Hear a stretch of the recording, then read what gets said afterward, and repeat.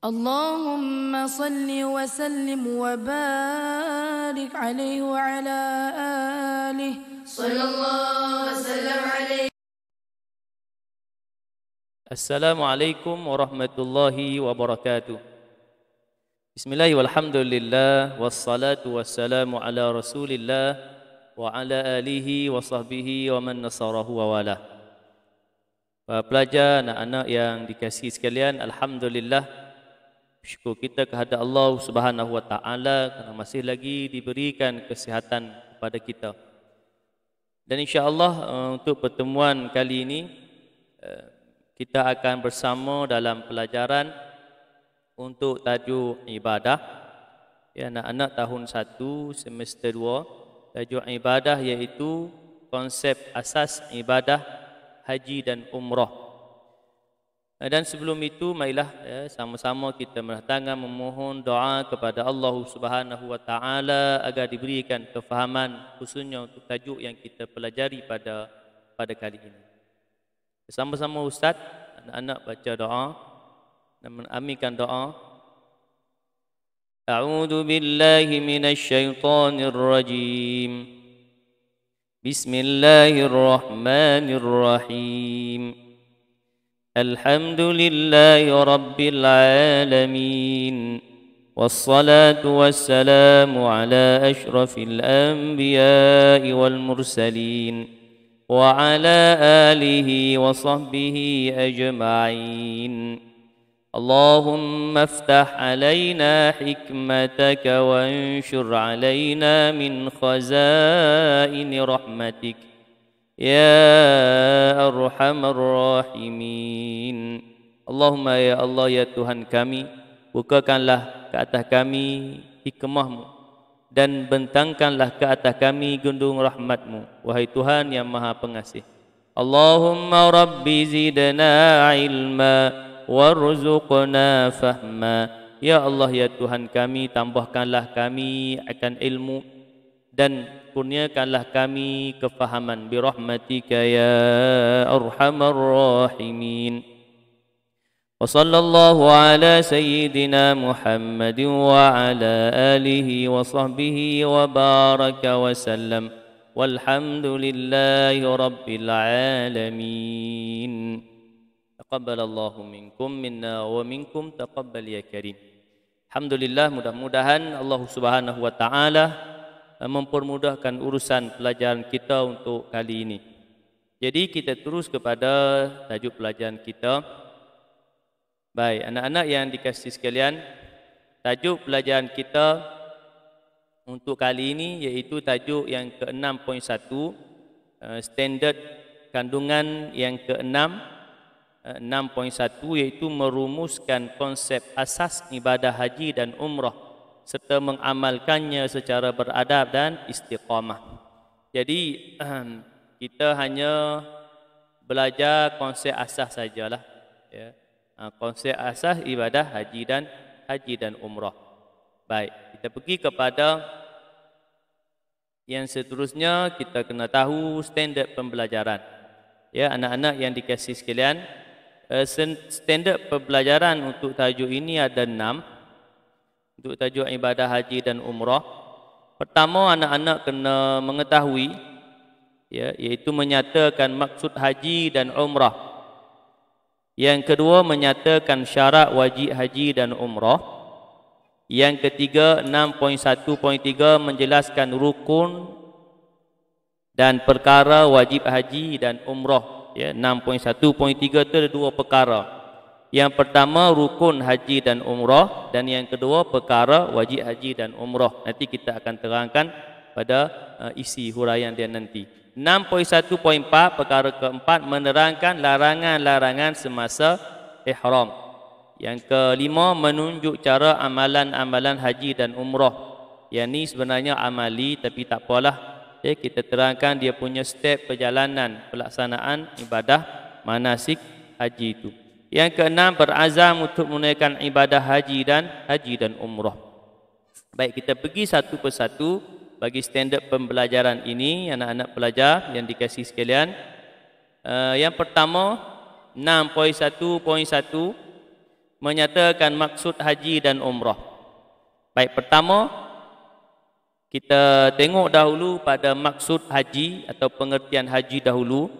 Dari sudut bahasa, mengunjungi tempat yang mulia. Dari sudut istilah syarak, mengunjungi Baitullahil Haram di Makkah kerana mengerjakan ibadah tertentu pada masa tertentu dengan syarat yang tertentu.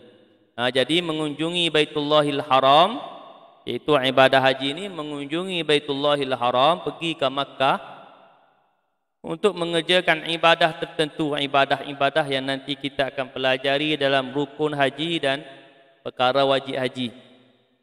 Masa tertentu, ya, daripada 9 Zulhijjah wukufnya sehingga berakhirnya Allahumma salli ala Muhammad, bercukup, ya, selesai ibadah haji dengan syarat-syarat yang tertentu. Baik, seterusnya pengertian umrah dari sudut bahasa ziarah. Dari sudut istilah syarak, menziarahi Baitullahil Haram kerana mengerjakan ibadah tertentu, ibadah yang tertentu bagi ibadah umrah pada bila-bila masa dengan syarat-syaratnya.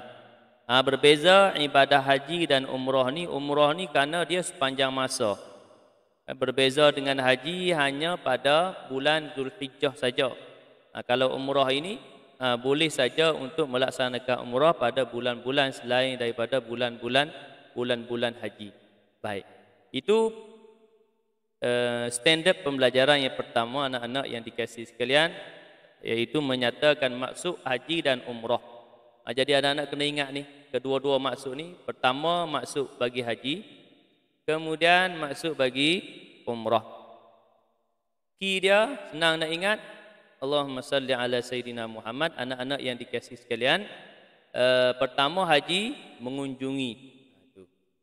Umrah, menziarahi. Itu ki dia, ki pertama. Ki yang kedua, menziarahi, mengunjungi Baitullahil Haram di Makkah lah. Okay. Ki yang kedua, haji, mengerjakan ibadat tertentu. Yang ni sama. Haji dengan umrah sama, mengerjakan ibadah tertentu. Yang membezakan haji dan umrah pada bila-bila masa.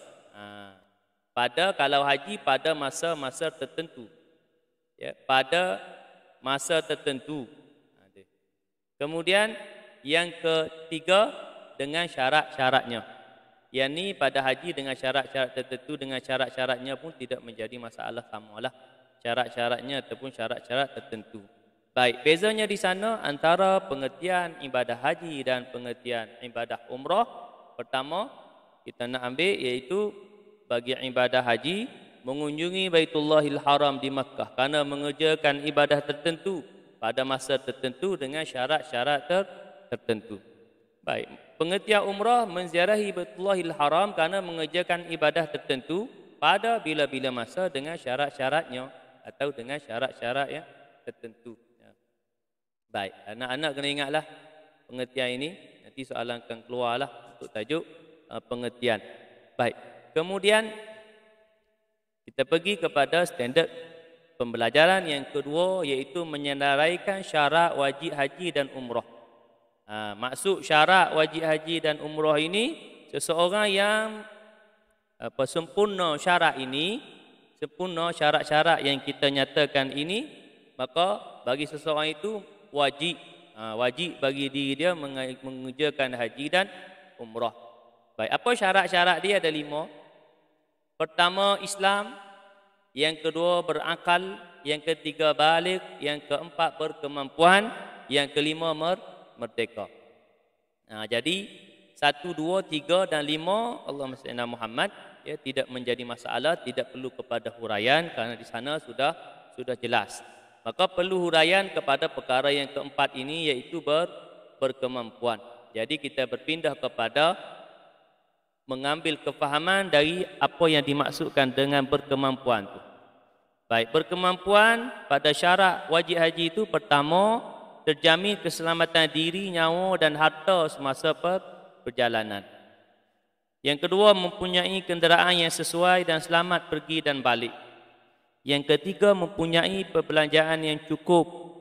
Perbelanjaan yang cukup untuk pergi dan balik, serta perbelanjaan untuk ahli keluarga yang ditinggalkan. Yang keempat, ada kesempatan mengerjakan haji. Yang kelima, bagi wanita yang telah berkahwin adalah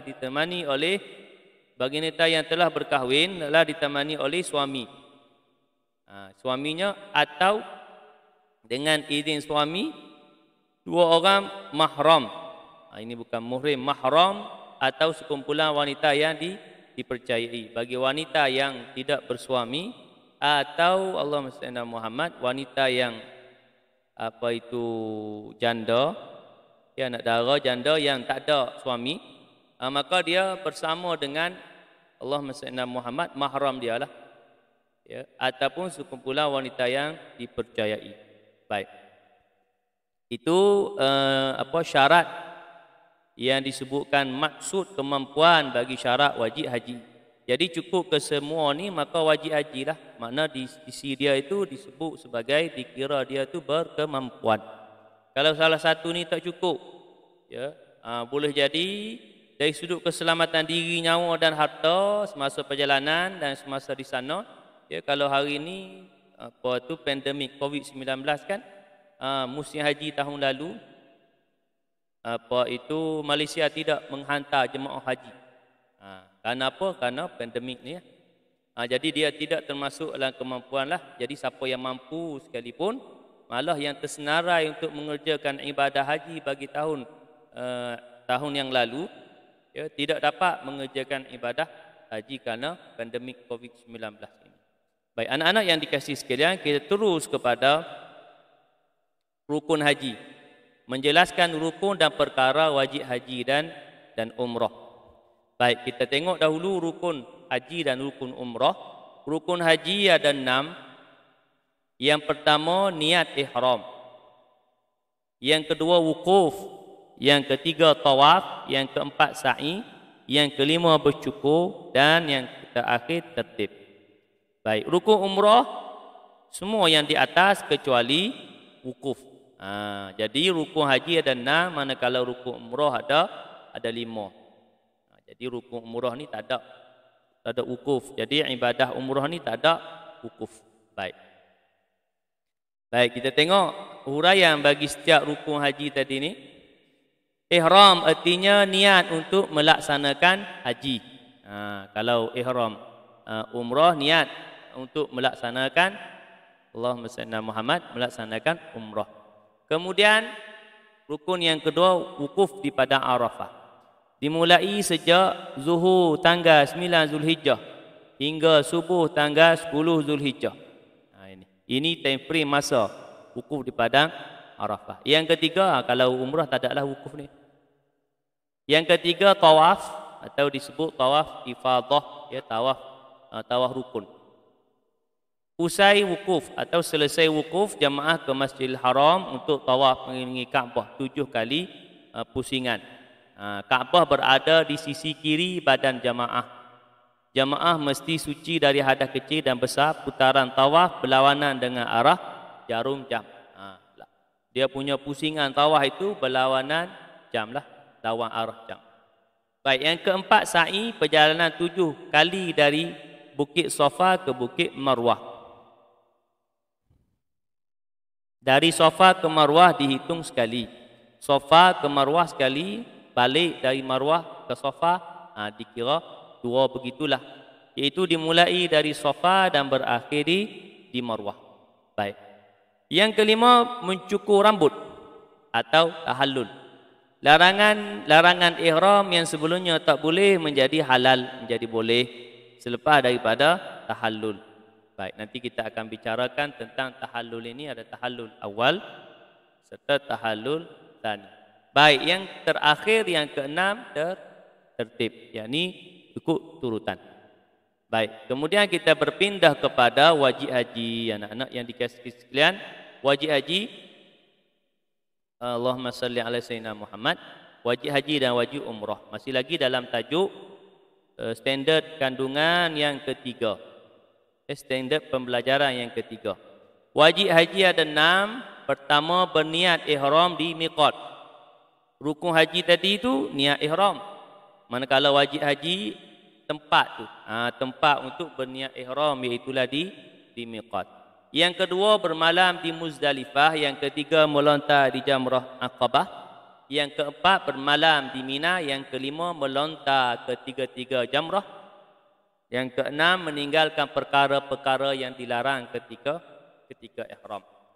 Kemudian wajib umrah ada 2 saja daripada 6 tadi itu, 2 saja. Yang pertama berniat ihram di miqat. Yang kedua meninggalkan perkara yang dilarang ketika ihram. Jadi umrah ni 2 saja. Jadi 4 lain ni, 4 berada pada wajib ni adalah perkara wajib haji. Baik, kita tengok dia punya ni. Perkara wajib haji ikut turutan ni, niat di miqat, begitulah. Ni ada wajib haji, ada 6 wajib haji. Manakala wajib umrah ada 2 saja. 1 dan 2. Dalam gambar rajah ni 1 dan 2 ni. 1 dan 2 ni wajib umrah. Semua 6 ni adalah wajib haji.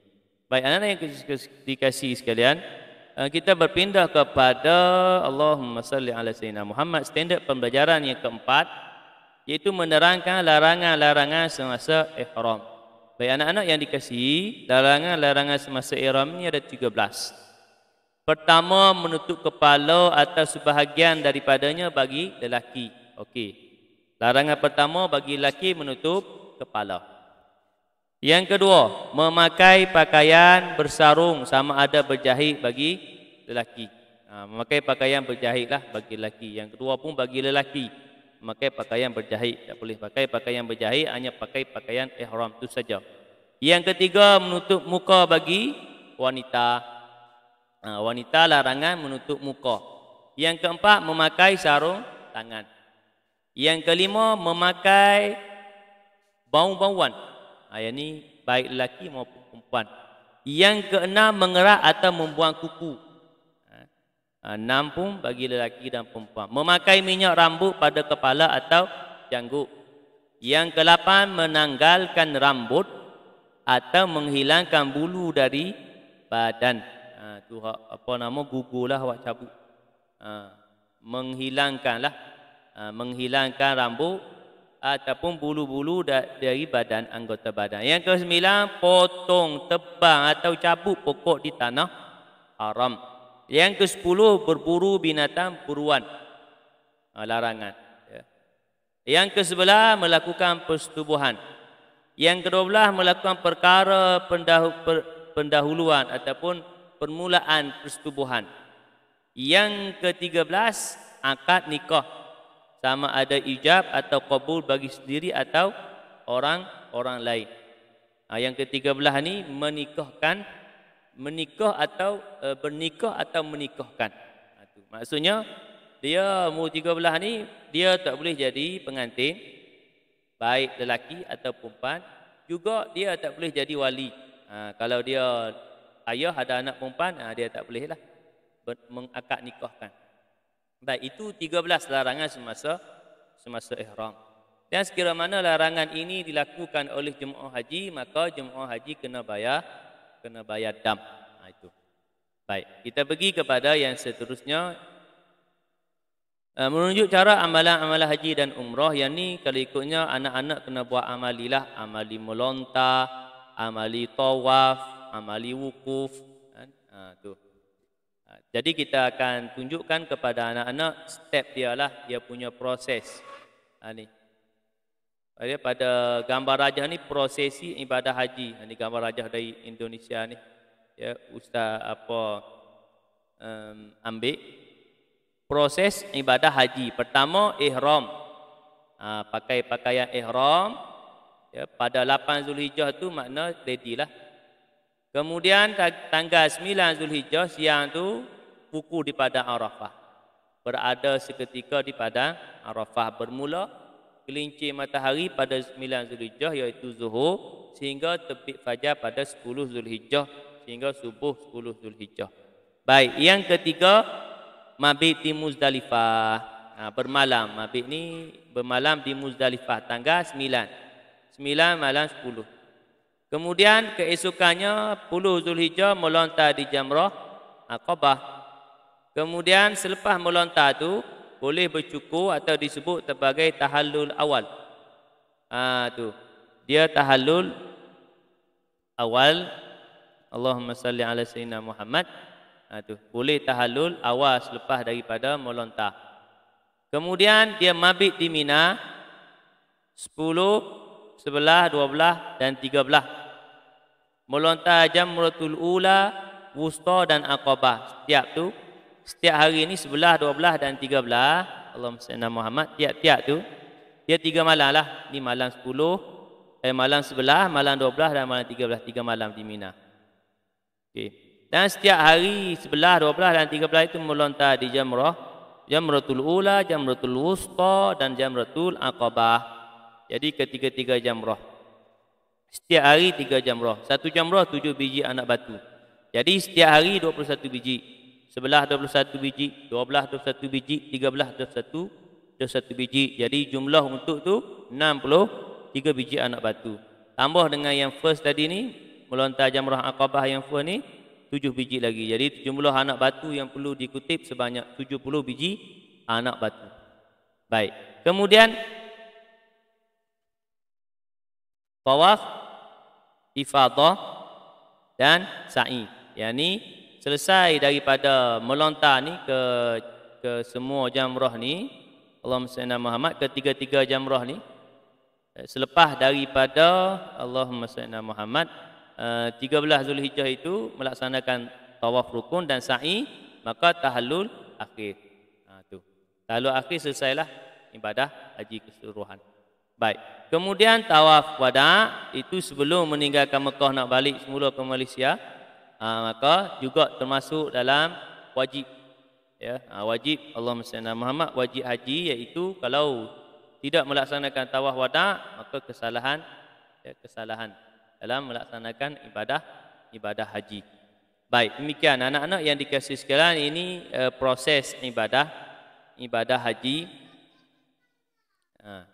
Baik, cuma Allahumma salli ala Muhammad yang bercukur ni sebenarnya selepas daripada tawaf rukun, ya, selepas daripada wukuf daripada Arafah, dan juga Allahumma salli ala Muhammad tawaf ifadah dan juga sa'i. Baik. Kemudian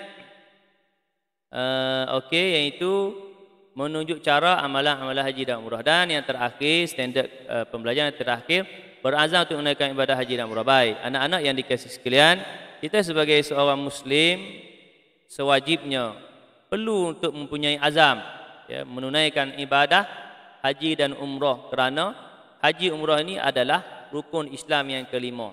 Boleh jadi hari ini kita tak mampu lagi, tapi azam itu perlu ada. Ya. Bagi yang boleh jadi dari sudut keuangan tu, untuk pendaftaran haji itu tidaklah banyak mana. Ya, kalau tak silap 1,300 berada dalam akaun tabung haji, jadi kita boleh daftar haji. Jadi anak-anak perlu ada azam. Ya, kalau belum lagi daftar, usahakan ya untuk daftar haji. Ya, kerana kalau hari ini daftar hari ini, belum tentu lagi 10-15 tahun akan datang kita dapat melaksanakan haji. Boleh jadi 30 atau 40 tahun akan datang, kerana kota itu sangat terhad. Anak-anak yang dikasihi sekalian, demikian pelajaran kita untuk kali ini, iaitu konsep asas ibadah haji dan umrah. Mudah-mudahan anak-anak memahami konsep asas ini, dan nanti sekira mana kita terpilih untuk melaksanakan ibadah haji ini, maka kita sekali lagi akan dipanggil untuk pergi kursus haji oleh tabung haji. Maka melalui kursus haji yang dianjurkan oleh tabung haji itu, barulah akan diterangkan secara lebih terperinci dari sudut pelaksanaan ibadah haji.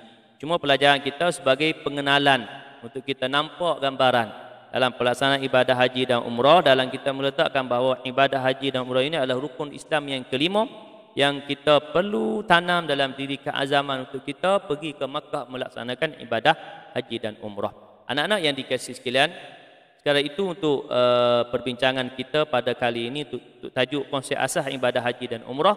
Mudah-mudahan Allah Subhanahu Wa Taala memberikan taufik dan hidayah kepada kita untuk kita mempunyai keinginan yang mendalam untuk pergi ke Makkah melaksanakan ibadah haji dan umrah. Juga Allah Subhanahu Wa Taala kurniakan kefahaman kepada kita khususnya dalam tajuk ini. Dan Allahumma salli ala sayyidina Muhammad, diberikan kefahaman ya, dalam pelajaran kita untuk kali ini insya-Allah. Jadi sekali itu mudah-mudahan beroleh manfaat dan ganjaran di sisi Allah Subhanahu wa taala. Wallahu waliyut taufiq wal hidayah. Wassalamualaikum warahmatullahi wabarakatuh.